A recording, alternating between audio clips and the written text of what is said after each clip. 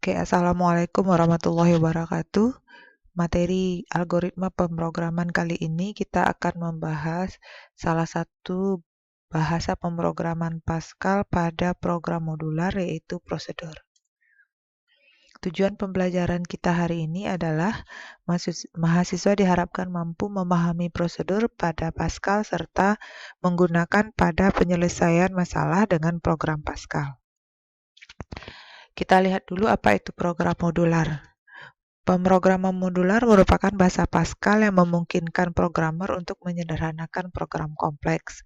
Terkadang program Pascal yang kita buat jauh dari kata sederhana, yaitu program yang panjangnya dan lebih rumit dari program sebelumnya.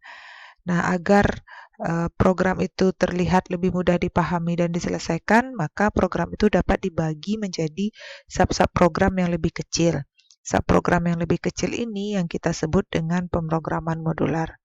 Bahasa program yang digunakan ada dua jenis, yaitu prosedur dan fungsi. Pada setiap subprogram terdiri dari beberapa pernyataan yang dikelompokkan dengan perintah yang mirip dengan program utama, yaitu begin dan end. Hanya saja bedanya pada subprogram, end-nya tidak diberi tanda titik, tapi diberi tanda titik 2. Pada pertemuan kali ini kita akan bahas bahasa pemrograman Pascal menggunakan prosedur. Setiap prosedur memiliki nama dan selalu diawali dengan perintah prosedur. Nah, karakteristik dari program modular yang menggunakan pernyataan prosedur antara lain: 1. Hanya memakai data atau variabel. 2. Dapat digunakan hanya untuk menampilkan pernyataan tanpa melakukan operasi matematika, artinya tidak ada variabel di sini. 3. Tidak harus punya keluaran. 4. Tidak mendeklarasikan tipe data keluaran. Dan yang kelima, outputnya berada di dalam subprogram. Pernyataan prosedur terdiri dari dua, yaitu prosedur sederhana dan prosedur kompleks. Kita akan lihat dulu apa itu prosedur sederhana. Prosedur sederhana adalah prosedur yang tidak menerima nilai atau data ketika dijalankan. Artinya, dalam program prosedurnya hanya ada pernyataan, tidak ada variabel. Jadi, sintaknya prosedur, nama prosedur, kemudian sekelompok pernyataan. Dan ketika prosedur ini dipanggil di program utama, cukup hanya mencantumkan nama prosedurnya saja. Yang kedua, prosedur kompleks. Prosedur kompleks adalah prosedur yang menerima nilai yang diproses saat program dijalankan. Sehingga pada nama prosedur tidak hanya namanya, tapi juga mencantumkan parameter atau variabel yang akan diproses. Dan ketika pemanggilannya pun tidak hanya namanya saja, tapi juga menyertakan variabel yang akan diproses oleh prosedur. Kita akan lihat contoh programnya. Ini adalah diagram alir prosedur. Nah, jadi prosedur itu seperti yang sudah dinyatakan sebelumnya, merupakan subprogram yang lebih kecil. Jadi karena dia merupakan subprogram, artinya dia akan mirip dengan program utama. Nah, ketika kita membuat diagram alirnya, dia memiliki diagram alir yang dipisah dari diagram alir pada program utama. Contohnya seperti ini. Program utamanya terdiri dari hanya satu perintah prosedur. Jadi kita buat ini adalah diagram alir untuk program utama, mulai prosesnya selesai. Sementara di atasnya kita buatkan juga diagram alir tersendiri untuk prosedurnya. Jadi sekali lagi diagram alir antara prosedur dan program utama itu dipisah. Oke, kita lihat. Ini adalah contoh program tanpa prosedur. Program ini nanti bisa kita rubah menjadi program yang berbentuk prosedur. Bisa kita lihat untuk program ini ada dua hal yang kita lakukan, yaitu pertama menginput data. Jadi ini adalah program konversi suhu dari Celsius ke Fahrenheit. Yang pertama kita lakukan adalah input data, yang kedua adalah proses. Nah, di program prosedur ini bisa kita pisah. Kita akan buatkan program proses ini sebagai bentuk prosedur. Kita lihat. Dia akan berbentuk seperti ini.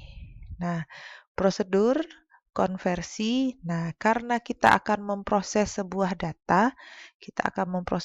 data, maka di dalam prosedur ini akan terdapat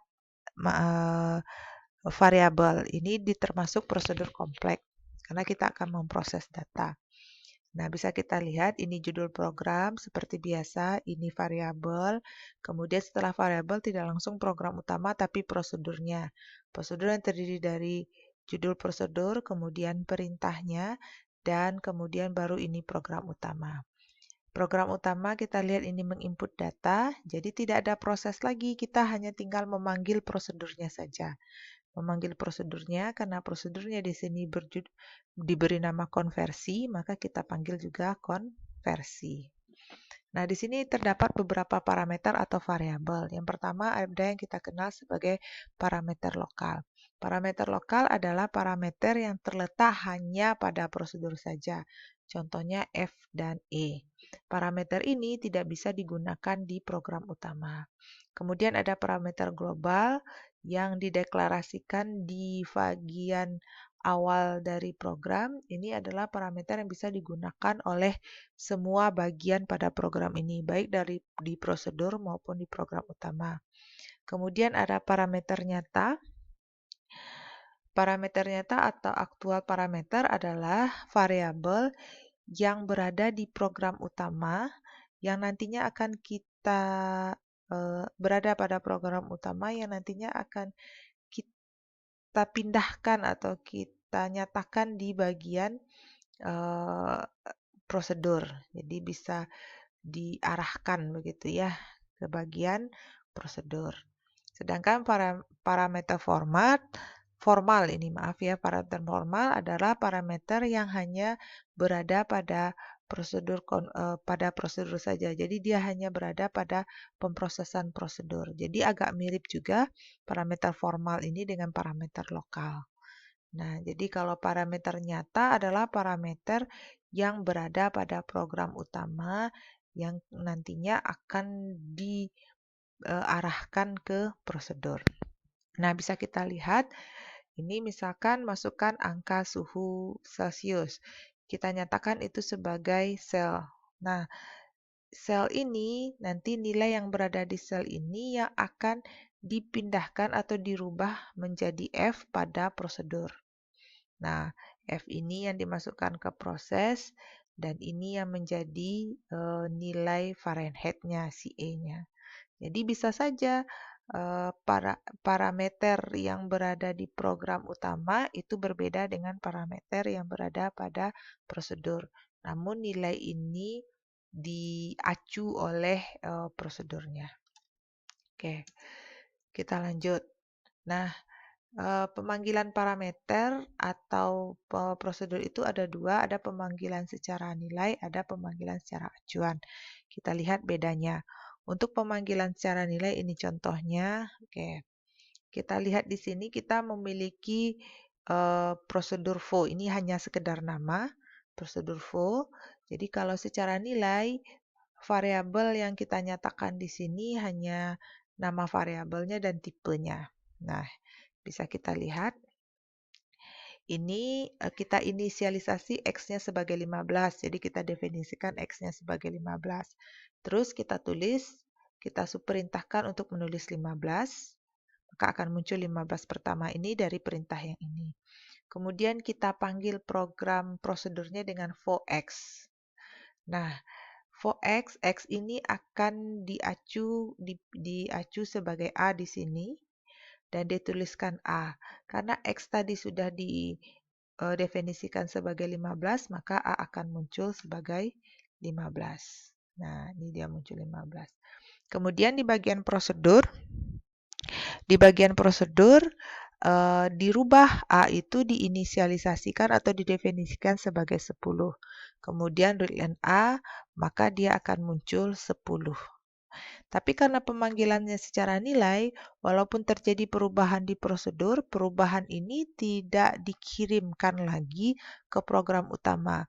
Ketika disuruh menulis X kembali, maka yang muncul 15 lagi, karena definisi awalnya 15. Jadi pada pemanggilan secara nilai, program utama bisa mengirimkan sebuah nilai ke prosedur, tapi prosedur tidak bisa mengirimkan nilai ke program utama. Nah, kita lihat pemanggilan secara acuan. Nah, terlihat bedanya pada pemanggilan secara acuan, pada bagian variabel ada kata-kata var, sementara pada pemanggilan nilai itu tidak ada kata-kata var.